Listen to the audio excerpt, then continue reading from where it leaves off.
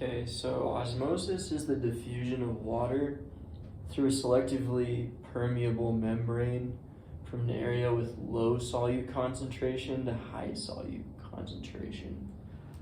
So if we were to have a membrane in the middle of a tank, it's our selectively permeable membrane, and then we had a little bit of a solute and a whole bunch of a solute. Water's gonna want to move over here, and that's osmolarity. So it's also necessary for the membrane to be water permeable, but not permeable to solutes. Now, osmolarity is different from molarity because molarity is the moles of solute per liter of solution. Osmolarity is the total concentration of all of the solutes in the solution. Then osmolarity versus tonicity, osmolarity being the total concentration of all the solutes in the solution, and tonicity is how a solution affects cell volume through osmosis. So if we were to have a cell that was hypotonic, the cell will actually swell when we get larger in size. So this is our normal cell.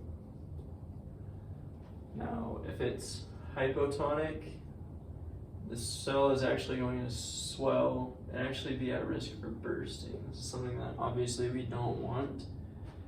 And then on the opposite side, we're going to have hypertonic solutions, which cause the cell to shrink and spit out, its water.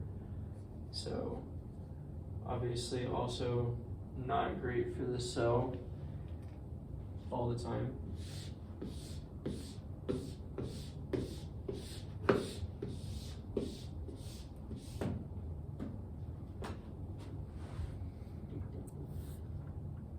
And then what affects resting membrane potential? So the resting membrane potential of a cell is established by a state of equilibrium between the outside of the cell and the inside of the cell. Equilibrium is established by a concentration gradient between mostly sodium and potassium. These are the ions that tend to have the most impact on the charge of a cell. So larger concentrations of potassium tend to be inside of the cell, and larger concentrations of sodium are normally inside of the cell. And this is maintained by a membrane that's obviously not permeable to these solutes. So the standard charge of a cell is approximately -70. So the inside of our cell and the outside, this is normally about -70 millivolts. We're gonna have a bunch of potassium in here, and we'll have a bunch of sodium out here. So all that is maintained by that impermeable membrane. Some conditions or factors that affect resting membrane potentials include the permeability of ions or their conductivity and ion concentration differences. So if we were to actually increase the amount of extracellular or intracellular, or decrease the amount of extracellular, intracellular potassium or sodium, that would end up changing our resting membrane potential. It could move up or down. And then we have equations like the Nernst equation.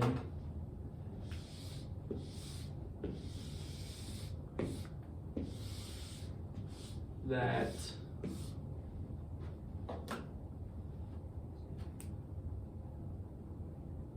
help us kind of determine what the equilibrium for each specific ion looks like. So the Nernst equation is going to be negative 61 over the charge of an ion. For sodium or potassium, that's just going to be 1.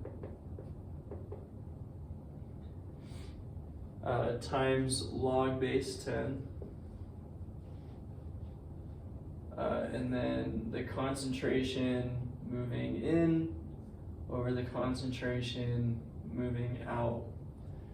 We also have the driving force equation, which is going to be the voltage of our membrane subtracted by the voltage of what equilibrium for an ion is.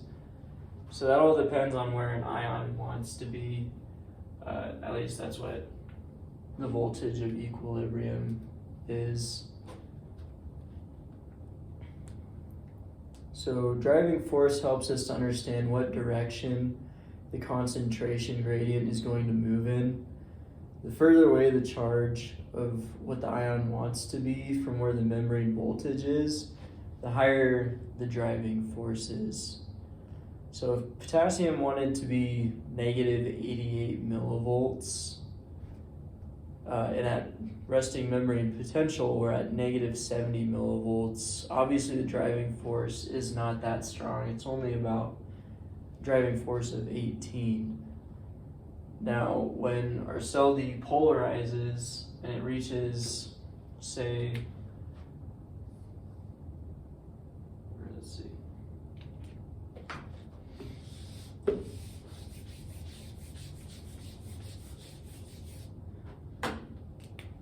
so an inaction potential to a negative 70. If we depolarize and we get up to 30 millivolts, positive 30, our driving force per potassium now is going to be much higher than when we were down here. So that's going to actually allow our cell to hyperpolarize or repolarize eventually.